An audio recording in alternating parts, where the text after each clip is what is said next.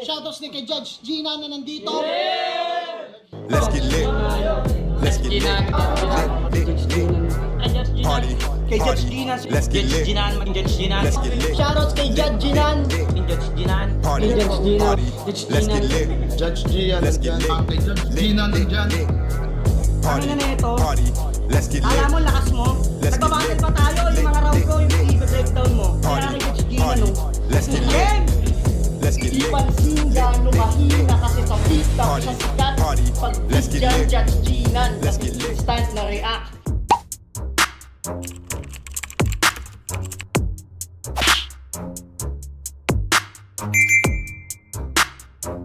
In the yeah, put 'em in the yeah, yeah, yeah.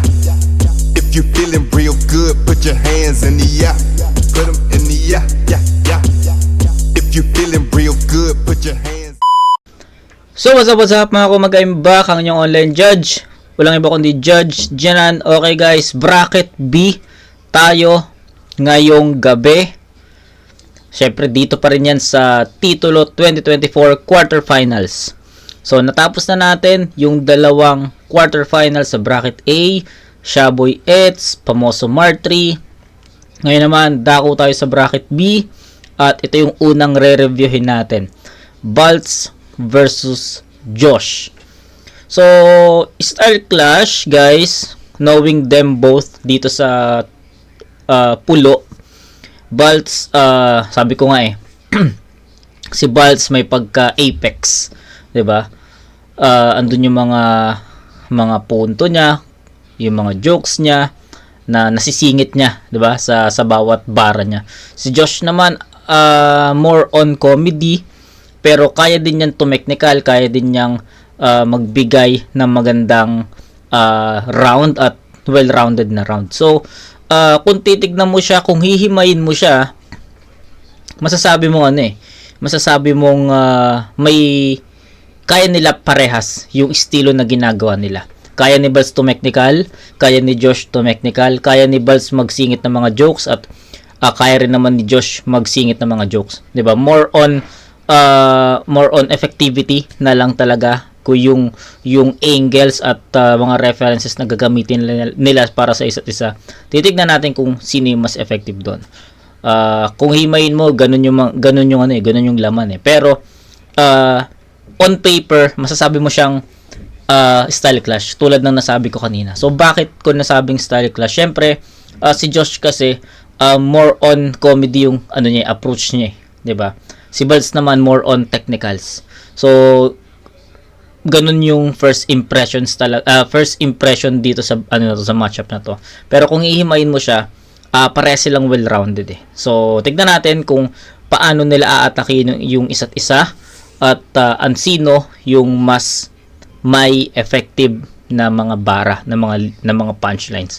So exciting yung battle na to. Tignan natin, reviewin natin, and let's see kung sino mag-advance. Game. Yeah. Tito talaga, hilig ako bigyan ng clout chaser. Huwag ka masyadong pasikat, maiilawan ka naman. Kaso gamit lightsaber. Papakita ko lang saglit sino mas greater. Kasi nagsiselfie bar ka ng Diyos. Godlike shit, God mode. Pangalan mo Josh.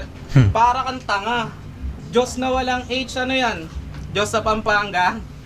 Sunod ko na bara, Okay. magigets lang pag familiar ka sa Tagalog mythology o napanood mo yung Bagani. Kasi ganap ka ng Diyos ng Pampanga pagkatapos kumayari. Eto na ba yung godlike?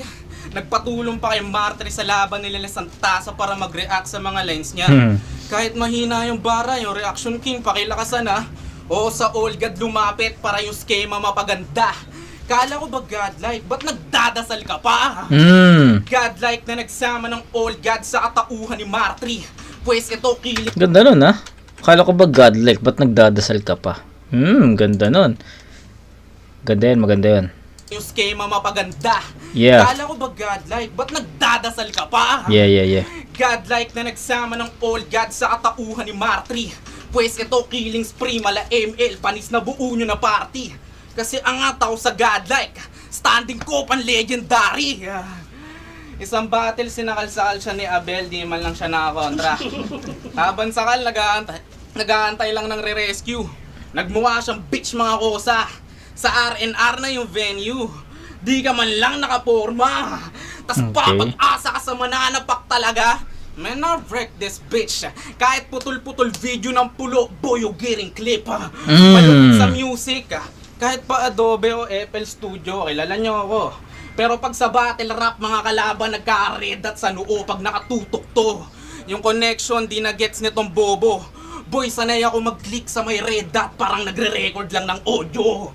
Ganyang kumombo. Tol, hindi tunog corny. Gusto niya ng titulo, ito rights only. Ito mabilis lang na story. Bata pa lang ako, gusto ko na talaga maging artist. Kaya para sa batang ako, dapat sinaksak mo si Josh ng lapis. Grabe yung plot twist, unang round ng tour nakamuntika na siya. Kala niya panalo yung kalaban, grabe yung kaba. Pawis na malamig at kabog sa dibdib, talagang damandama. Paano mo magagawa mang barako kung santasa pa lang nagpapalpitate ka na? Tangina mo. Titulo Dreams, ulul dib, talagang damandama. Paano mo magagawa mang barako kung santasa pa lang nagpapalpitate ka na? Yo, titulo Dreams, ulul babay na sa bracket. Wala ka ng pag-asa na mang upset. Wala ka ng pag-asa na mang upset. Kinatay ng lubos, huling hantungan niya tong branded. Siya'y aking kinarne. Saktong-sakto lang sa market. Tay, wala ba? Okay. Dalawa. Yung nagustuhan ko na linya ni Balls doon. Yung akala ko ba godlike, ba't nagdadasal ka pa? Maganda yon. Tapos, ayun. Yung di ka yung barako, kung santasa pa lang nagpapalpitate ka na, ganda nun. So ito ito yung first impression ko sa round 1 ni Baltz. Medyo malalayo yung mga punchlines niya, diba? May punchline dito, yung next feeling ko nasa kabila na, ganun yung pakiramdam ko sa round 1 ni Baltz. Pangalawa, mahaba yung setup. Haba ng mga set. Naka 4 bar set si Baltz eh. Diba? Ang haba, nahabaan ako. Tapos, sometimes kasi, diba, ito lagi ko itong sinasabi sa inyo. Minsan kasi, minsan sa setup pa lang, may punchline eh. May suntok na kaagad eh. Diba? Kaya pag dumating yung pinaka fourth line, solid, haymaker, room shaker. Yung kay Baltz, yung 4 bar set niya, yung first 3 bar set up talaga.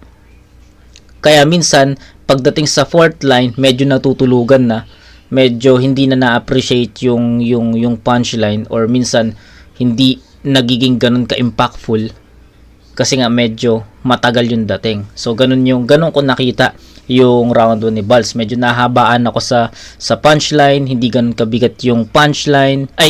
Naka 4 bar set, mahaba yung setup para dun sa punchline, tapos yung punchline hindi ganun kabigat or hindi ganun ka worth it para dun sa setup na yon. So maraming ganun eh. Maraming ganun si Baltz dito sa round 1. Yung nabanggit ko kaninang linya niya, yun talaga yung pinaka nagustuhan ko. Yung akala ko ba godlike, 'di ba? Yung godlike, ba't nagdadasal ka pa? Tas yung itong bandang dulo, 'di ba? So ayun. Yun lang muna. Sa tingin ko mababawi naman si Baltz sa round 2. Nag-focus si Baltz sa technical dito sa round 2 eh. Kaya dito sa round 2 eh. More on technicals, 'di ba? Tapos mahaba yung setup, hindi ganun ka worth it. Ito yung mga komento ko, hindi ganun ka worth it. Yung pinaka punchline, matagal. So, yun. Tignan natin. May chance si Josh na makuha yung round 1. Okay? So, game. Pakita natin, Josh. Game. Daw ako ni Abel. Naku, mahina tol. Masyadong matabang yan. Nung nangyari yun sa R&R, kaya napatanong ako ng alabang mananapak dyan. Ano, game? Alabang. Okay. Kasi puro sakal lang yung pre. Gusto masakalin din kita ngayon. Joke lang yun. Wala akong kamay ngayon. Game! Gago. Naka-step up ka ng round 2. Wow! Anong congrats doon? Nag-improve katangahan mo? Pwes kamalasan to. Nasigmura mong kainin si Tikas nang dahil lang sa katakawan mo. Kaya nung nalaman ko yung matchup na to, ayoko na lang tumuloy sana. Nung nalaman kong ikaw makakalaban ko, nawalan ako ng gana. Kasi ito lang, si Bites, seryoso. Yung exit ng round 1 last year, tas nakaangat ngayon kasi babae yung unang kalaban nako. Ikaw dapat magre-reward sa sarili mo ng panalo, pero bakit Eva pa yung nagbigay sa'yo? Tingin mo ba? Andyan ka ngayon? Kung sisanta sa kalaban mo kahit sino sa bracket bukod kay Tikas at Martry. Di ba bad trip? O baka sinadya ni Kuyang ibulgar na si Tikas yung ka-third party, pero biro lang. Ayoko gumamit ng issue para lamang manalo sa laban na to. Ayos ba bro? Kala mo konsentidor mong tropa kasi pagtatakpan ko kayo, pero tama na po. Alam ko naiilang ka na sa anggulo na to at hindi mo yun maitatanggi pa. Pagtapos nitong laban, si Jazz bigla magtatataka. Kasi grabe aba, nakakatangina ka at nakakahiya talaga. Putyag gabing-gabi na pupunta kila Jazz, angas yung pandesal niyan dala. Tangina ka. Alam ko na kung paano mo nalaman na tindera sa bakery si Tikas. Siguro tuwing break time nyo, no, doon ka nagpapalipas. Kaya pala, yung laban nyo, tangina ka. Mangiyak-ngiyak ka pa sa akin. Sabi niya pa, sa wakas, magkikita ulit kami ni Tikas. Buti sabay yung dayok namin. Aminin mo na! Aminin mo na! Yung Gago. office spot mo, kaso wala silang tinda na single, puro tuwing back lang palagi. At dyan kita nadali, kasi katakatakang mag-isa ka lang sa mo dinadala yung kalahati. Alam nga naman tinimpla mo yun ang sabay, ano? Natakatabang ang kapwe! Masyadong makate! Kung si Tikas tinanong ko, sagot niya, hindi ko din alam. Sabay ko sa basong may laman din na kape. Ano yung coincidence lang? Manahimik ka po! Kaya pala nalalamig ka na kay Jazz kasi si Tigas na nagpapainit sa'yo. So doon ka ba kasi nagkakape bites? Ayaw mo bang si Jazz yung nagtitimpla? O ba magtigil ka? O baka doon ka nagkakape kay Tigas kasi barako yung nagtitinda? Mali, tinitinda. Ano, maliit na butas sa silip ko pa ba? Sakit ba sa ulo? Kabit ka sa punto? Hinaluan ng barako na kape yung linya para sigurado na puro. Kaya mahiya ka naman bites. Bugok ka, karmahin ka. Pagpapalit mo na lang siya sa may putok pa. Napaninda. Kaya ano na, Erwin, nabutasan kita, hindi lang pilas, punit. Pasensya na kung sumobra yung gilas kulit kasi matigas gumeto ng panira sa net. Kahit kayo nakita nyo, pati si Tikas kabit. Ano sa gasa ba yung dila? E paano? Umarang ka sa daanan. Dami ko pa nga sana yung inangkas mo nakaraan eh, kaso wag na. Baka umaba lang usapan o sige ibayin natin yung usapan. Alam ko may galit ka kay kuya dahil bumiti na ba't sa'yo, hindi na tinatanong kung bakit o dahil. Hindi mo kami maloloko, Mr. P-Bots. Alam ko ba naman ang pangil sa pangil. Kasi Bonjing at Monggi itong pinadala. At mas pinalala. Dahil yung angad mong PSP, pangit sa pogi pala. Huwag ka na umangal, Bites, hindi mo alam ang tunay na storya. Hindi lang tuboka. Alam mo bang anak ka ni Pibus kay Ate Luxoria? Anak na may-ari ng malaki na liga, oh. Congrats nyo yan. Kaya pala mahilit sa kadalaban to kasi. Gasol pinagmulan. Kaya ano na, son of Dipanotski? Mababaw ba? Yung sugat, di malalim. Pakiko, at least busog-busog sila sa aking hinain at malusog-lusog pasulat ko sa'yo kung susumahin to. May pagasol-gasol, malalasog-lasog sa akin. O bakit nagtatampo ka na? Diyos mio, bading! Eh kitang-kita naman ng mga taong durog na durog kasiin o pinasingaw. Itong ampaw. Pero isipin mo din na kumuhawalan ka man ng apoy. Yan si Kiko Matching. Yeah. Limang apoy para sa Yoya. At bago ko tapusin itong round ko, huwag ka sumabat. Kailangan ko pa ba sabihin na kailangan pa ba galingan para lang malalo nila maintindihan na di kain dapat tama ganito ba na para lang malaman mo na ulul anak ka ni Pibus Kupal. Dalawang balat, Mike. Okay. Round 1, bibigay ko yun kay Josh. Pero hindi ganun ka malayo o hindi ganun kalaki yung agwat. Kasi meron pa rin ako na napansin dun sa round 1 ni Josh eh. Umikot yung round 1 ni Josh sa angulo na Tikas Queen. Diba? Which is yung ginamit na angulo ni Josh dito laban kay Balz sa unang ikot. Yung past battle ni Balz sa round 1 ng tournament, which is yung kay Tikas nga. So although yun isang angulo lang yung ginamit niya, nag-focus siya doon,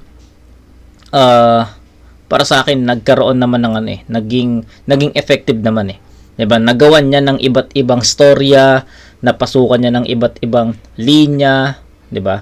Yung sa bakery nagawan niya ng story. So kahit papaano naging creative si Josh sa isang angulo na 'yon. Pero dahil tournament to quarterfinals na parang hinahanap ko rin yung mas creative na Josh, 'di ba? Na siguro mga kaya makompress niya yung angulo na 'yon, tapos switch sa ibang angulo. Yun yung feeling ko, yun yung hinahanap ko para mas makita natin yung gap ng round 1. Pero still, bigay ko kay Josh 'yon. Bigyan ko ng 8-7 na score. Gusto kong special mention yung mga multis ni Josh, which is narinig ko na yung mga ganong multis ni Josh, hindi na yun bago sa akin. Shoutout doon. Malinis yung performance ni Josh dito, kaya props dun sa multis niya. Ang pinaka-concern ko lang naman talaga dito is yung ginamit niya na angulo. Nag-stick kasi siya doon sa isang angulo Pero props sa kanya yan. 8-7 in favor of Josh. Naging style clash nga yung round 1. Technical yung Balls. Tapos si Josh naman more on comedy. And sa tingin ko mas naging effective si Josh doon sa estilo niya compare sa pagiging technical ni Balls. At sa tingin ko nakain, nalamangan, na overpower ni Josh yung technicalities ni Balls doon. So dikit lang. Siguro kung mas malawak yung sulat ni Josh dito in terms of angles, sa tingin ko malayo, makita natin yung layo ng agwat, pero based on effectivity, I'll go with Josh. And mas tumatama, mas mabilis yung landing, di ba? So yun, Josh 8-7 round 2. Tingnan natin, Bads. Porket wala ng rules, nandadamay ng jowa. Kala niya may mauuto. Tanga, pinatunayan mo lang na wala ka talagang dugong pulo. Yo, may mga tao talaga mukhang bingot no? Diba, Josh? Ang weird mo, pre. Sa lahat ng bingot, ito lang yung may kumpleto na bigote. Tas piling babaero, Josh, dapat gumising ka. Pag sinabi ng mga anak-anak mo ko ng bingot, nagbibiro lang sila. Tangina mo, bingot! Bingot ka, Josh, aking pang isisigaw. Tumukang PWD, bibigyan ko ng discount. O, diba?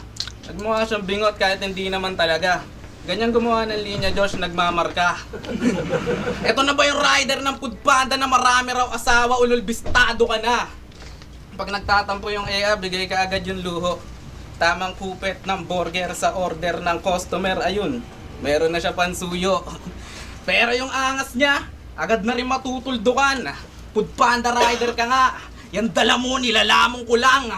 Ilang beses ka na sinito sa panggagaya mo ng linya. Nila-invite mo na yung solid line, bawal overtaken. Pedestrian lane, bakang linya mo, scratch ka pan supreme piece, lityon, tunay yan, tangina ang dami.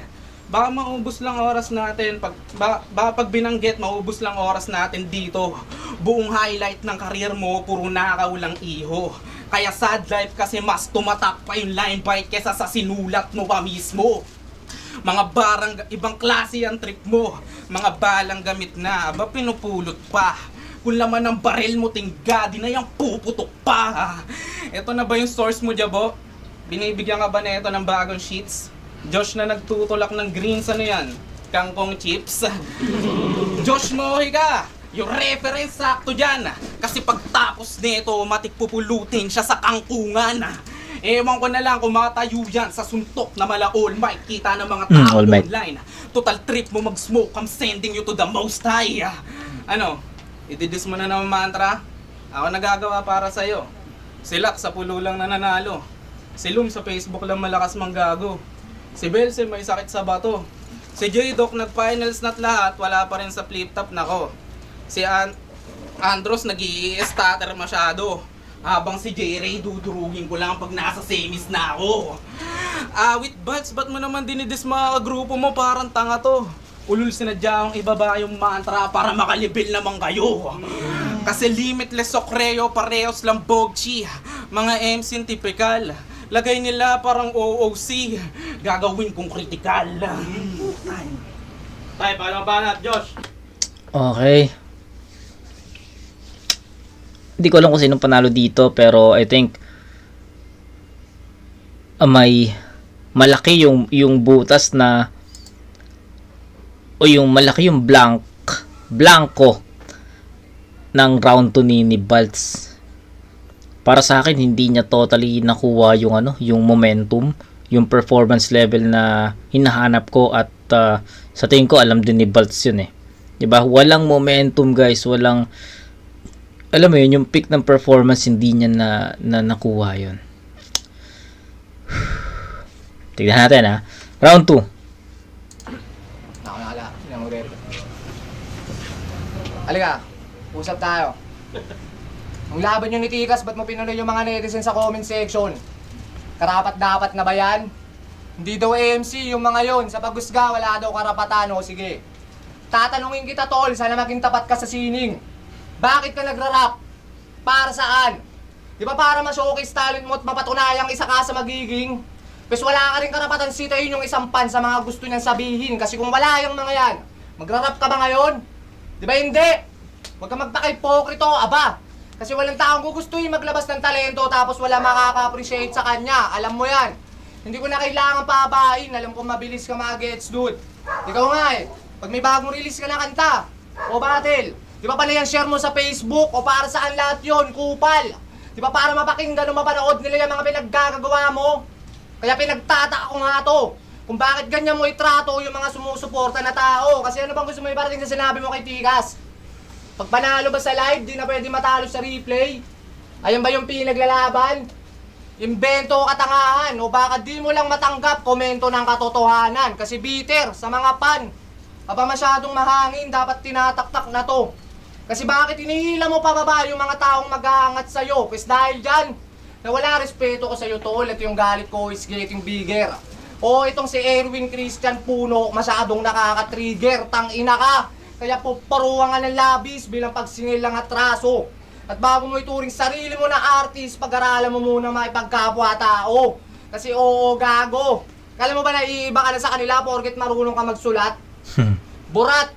Bago ka magpatubo ng sungay mo, alamin mo muna yung ugat. Kasi sinilang ka na magulang mong hindi naman battle MC. Doon pa lang Balts, masyado ka ng ganid. O baka sa sarili mong magulang, meron ka din kinikim-kim na galit. Kasi natalo na din ako dito ng live. Josh versus Andros. Pero paglabas ng clip sa comment section, may debate na ako yung panalo. J-Doc versus Jabo, ganun din, walang pinagkaiba yung komento ng tao. Ayun ba yung dahilan kung ba't ka galit? Kaya sukdulan kung magdakdak? O baka kumukulo lang yung dugo mo kasi may lutuan na nagaganap, pansin nyo ba? Mga binanggit kong laban na nabito sa comment section, mga mantra na may sayad. Kaya gago magsilayas kasi anong mantra? Baka little 3GS, mga puro lang bias. Kaya pa nila lang ang sip-sip kay Shernan. Para lang makapetiks, sila daw magpapatuloy ng pulo na kumukhang kailangan nyo ng medic kasi babanatan ka ng pioneer ako bago ka lang. Pumasok ka dito porkit nalaman mong kumukuha si Arik. Kanya ang di nakakaelib kung talagang malinis ang arin nyo sa liga ay bakit pilit nyong ginigatekeep. Kaya ngayong taon, ang utos, ikaw ang unang itumba para haligi mauga. Puro dikit dun sa amo, napakatindi ng muka. Ikay na check na ni Diyos sa bara ko ay tutumba. Ito'y sip-sip lang kay boss, wala ka namang ibubuga. Kaya Shernan, mag-isip-isip ka. Kung karapat-dapat nga pong pagbuksan ng pinto itong may mga utak na sarado, makukupat at palyado. Kung yung bahay mo na buo ay pilit nilang kinakandado, mag-isip ka. Hayaan mo na lang ba yung liga na tuluyang malumbay? Mabuti ba yung bay? Kung pinagkakatiwalaan mo mga tao ang magtatago sa susi ng tagumpay, mag-isip ka. Banat, pakinggan natin, Balts. Ito na yung round 1, more on comedy yung pinakita ni Josh. Round 2, technical. Punto. 'Di ba? Pero sa tingin ko malaki rin yung naging difference ng round 2 nila. I'll go with Josh dito. I don't know kung sino yung panalo dito. Sabi ko nga sa inyo, wala akong idea, tawag dito. wala akong idea kung sino yung nag-advance sa semis.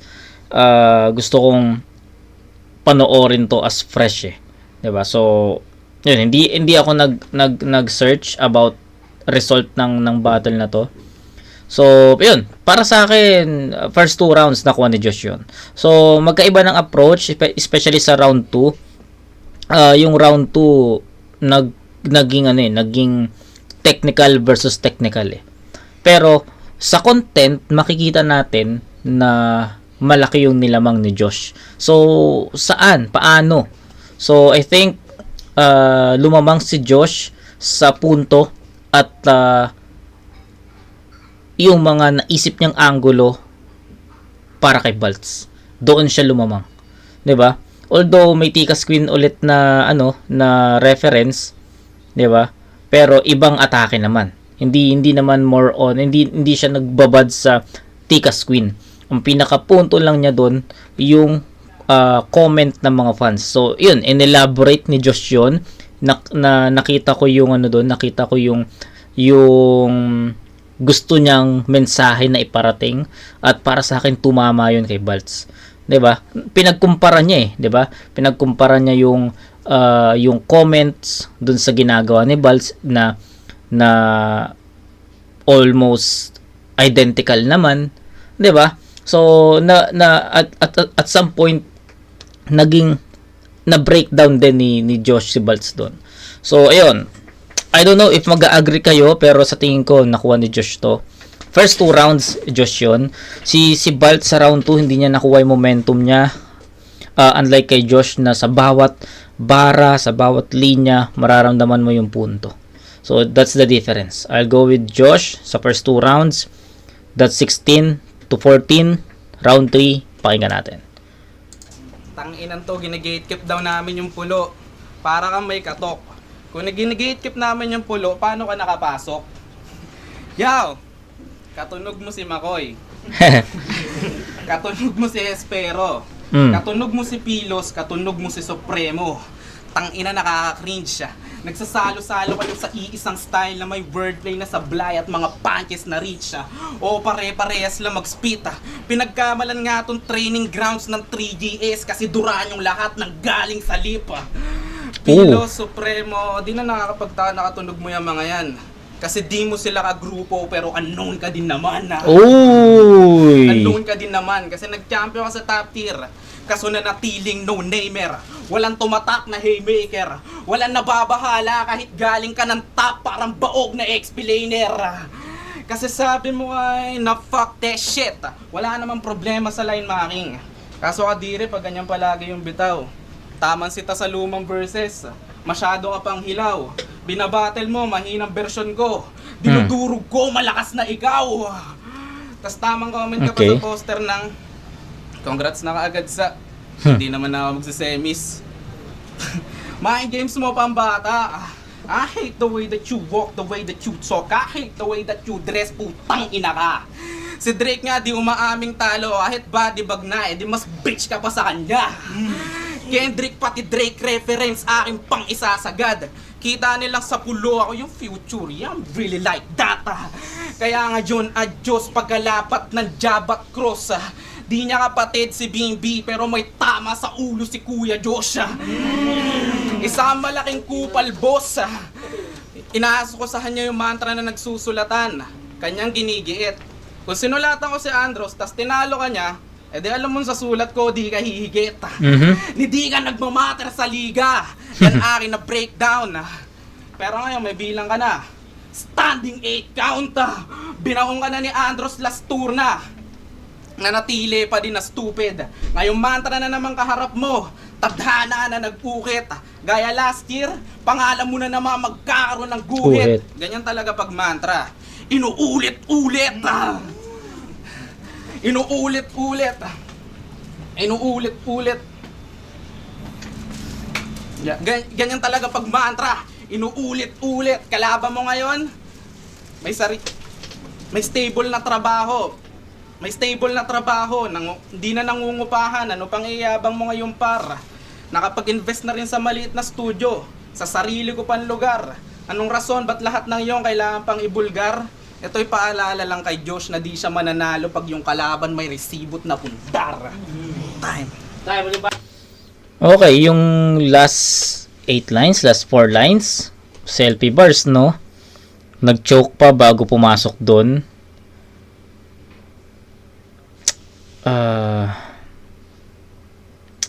Hindi ko maramdaman si Balz dito. Sorry kay Balz, pero hindi ko ma-feel yung Balz na napanood ko laban kay Tikas. 'Di ba? Siguro dahil walang katapat yung mga rounds niya doon. Siguro ganoon, pero this time hindi ko talaga siya ma-feel anong meron sa sulat ni Balz. Siya lang makakasagot niyan. So, Josh tayo, round 3 game. Bang, pakinggan natin, Josh. Grabe yung linya. Talagang gumuguwit. Ganito pag mantra. Inuulit-ulit. Inuulit-ulit. Tangina mo, inuulit-ulit. Lakas ng tama mo, hoy. Wala kang guwit sa puwit. Ha! Game! Game! Last round, Fred. Nangyari lang. Ha! Maligayang pagbati para sa putang amang to. Ngayong rounds, talakayin natin yung pagkukupal mo. Naalala nyo ba? Balz versus Charisma. Dinamay anak niya doon pero hindi siya pumalag. Isa kang dakila na duwag. Ironic na hilig magbanggit ng laging bolin. Itong wala palang bayag. Kaya mga anak ko, subukan mong idamay. Tsak tataob to. Kung tingin mo basagulero ako, Balz, tama lang kutob mo. Ito'y payong kaibigan lamang, tol. Kaya binubuod ko. Kasi bago ka bumuo ng bata, Balz, dapat buhulob mo. Kasi halatahan mong walang paninindigan. Kita yung evidence sa sex sa pamasyado lalibog. Para lang may ma-exages sa agarang nilubog. Para kang macho pero bex, kaya sa akin ay tupok. Baril at sex, magkapareho lamang ng tinutumbok. Huwag mo i-flex pagkaputok kung consequence di malunok. Kaya kablaw. Malamang bingi sa barang di paltek. Sige sayaw. Habang nagpapaulan ng bala sa sahig, mga ngayaw. Sa tulayan hanggang di makatawid kasi ang paw. Ang katulad mo, ba't di mo nabatid? Kaya sana may napulot ka na aral. Sa akin patunay tanga ka. Kaumay talaga, magkaiba yung mahusay lang sa battle sa mahusay na ama. Magkaiba tayo ng antas. Kaya wag mo ako tignan pababa lang. Malamang ang tinataas ay yung nagpapakumbaba lang kasi sinabuhay yung pagiging battle rapper. Pues ito, itatak mo, kalitatiin na angat ko. Bago mo harapin yung battle rap, harapin mo muna responsibilidad mo. Puro kantot lang kasi nasa isip nito eh. Tapos puro pakayabangan. Kadyot dito, kadyot doon, hanggang sa di na malayan.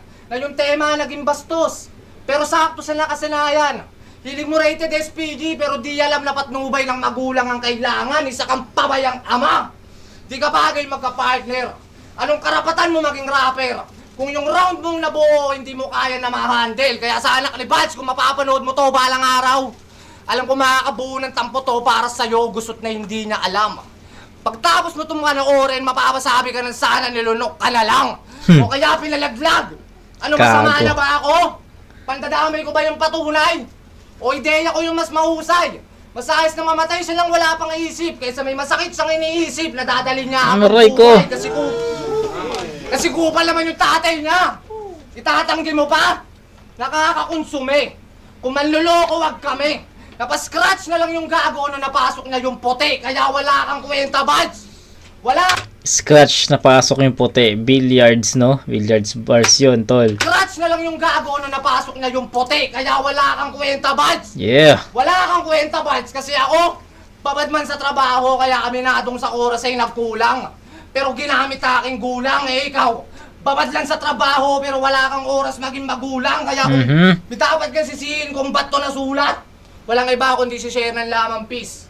Kasi inalis niya yung rules kaya lumabas ang pagkabis. Mga bala walang mintis, merong sapul kahit the please. Salamat sa libreng biyahe pa si Miss Boss. Di mo ako binigyan ng boundaries. Tsaka kung mapipikuman to, di ako natatakot sa'yo, pre. Bugok kamote. Anong panama mo sa taong kaya magtago sa poste? Kasi oo na, ako napayat. Pero mangangaray ka po kahit balik ta rin pa to. Anong pakiramdam na yung payat pa yung papatay sa'yo? Kaya wala kang karapatan si Tayin ako na nagdrama lang ako. Payat patay, okay. Tol, hindi ko yung gawain. Hindi ganun ang arin pagkat sampal kung susumahin. Dahil yung tinatawag mong payat, May mas mabigat pa na pasanin. Yay! Ay, palampakan natin sa akin na yan. Pula, rap battle. All 3 rounds, Josh yun, men. No doubt. No doubt. No debate. Para sa akin, yung punto ng round 3, yun yung dumurog kay Baltz. Yun, yung about dun sa pagiging tatay ni Baltz. Tapos kung paano naisipan ni Josh gawan ng ano yun, mga solidong punchline. Hindi nga totally punchline eh. Mga punto. Shoutout kay Josh, man. Tangina. Solid na ano yun. Solid na round 3. At masasabi kong round 3 yung pinaka malakas, pinaka may mabigat na punto, pinaka maayos na delivery. Kasi bawat diin, ramdam mo. Bawat spit ni Josh ng ganitong linya, mararamdaman mo na inang bigat nun. Ganon ka-effective yung round 3 ni Josh. Shoutout kay Baltz, pero yun nga, sabi ko nga, may mga malalakas na linya naman si Baltz dito, pero sabi ko nga, diba, hindi ko ma-feel si Baltz dito. And I don't know why, only Baltz can answer that question. All 3 rounds, Josh, pinakamalakas yung round 3. So, 8, 8, 9, and that's 27 points for, tama ba? 25, sorry. 8, 8, 9. 25 points for Josh, and 3-7 naman para kay Baltz. 21. So, yun. All 3 rounds, Josh ako dito. Tilig. Bumagagi pa.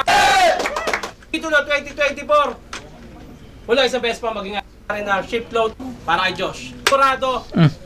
3-2 3-2. para kay Josh.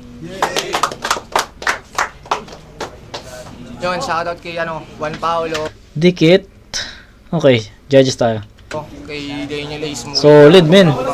Sa mga tropa rito, Limitless Tol. Ayun, salamat. Josh. Cinch na.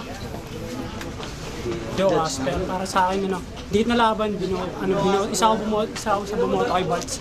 Para sa akin yung round 1, pero para sa akin yung round 1, mas naging maganda yung mga dala ni Baltz kaysa kay Josh. Kasi ang naging factor siguro yung pagkuha ng angulo, yung kay Josh kasi yung kay Kika Spin Bakery, din naging effective niya laban sa mga angles ni Baltz na feeling ko mas malakas yun yung mga round 1 niya. Okay. Ang ganda ng punto ni Josh, kaya para sa akin kay Josh yung round 1 yun. Tapos, yun, round 3 yun, papilian lang siguro patripan lang na angle para sa akin. Mas natripan ko yung angle ni Balt sa round 3, kaya 1-3 para sa Josh. Okay. Unang round binigay ko kay Josh, feeling ko mas nakuha ng energy. Okay. Round 2 binigay ko kay Baltz, although maganda pa rin yung energy ni Josh, mas gusto ko yung angle ni Baltz kasi pero still ang dami ng pero itong yung kay Baltz talagang ginawa pa niyang atake kay Josh, habang si Josh medyo parang mas general na yung atake yung buong mantra. Sa third round doon nagkatalo, may stumble si Baltz sa dulo, kahit maganda na yung flow niya, marami siyang mga haymakers, habang si Josh yung pinakamalakas na round na nakuha niya yung decision. Saan bola niya? Yo, Arts Barashi, Ingilika. Tournament, bawal tabla. Yo, bale, round 1. Ang binoto ko, Baltz, kumbaga, parehas pa lang kasi sila nag-warm up noon. Tapos, parehas, yung bigat ng punchline, yung dami, parehas lang, inano ko na lang preference.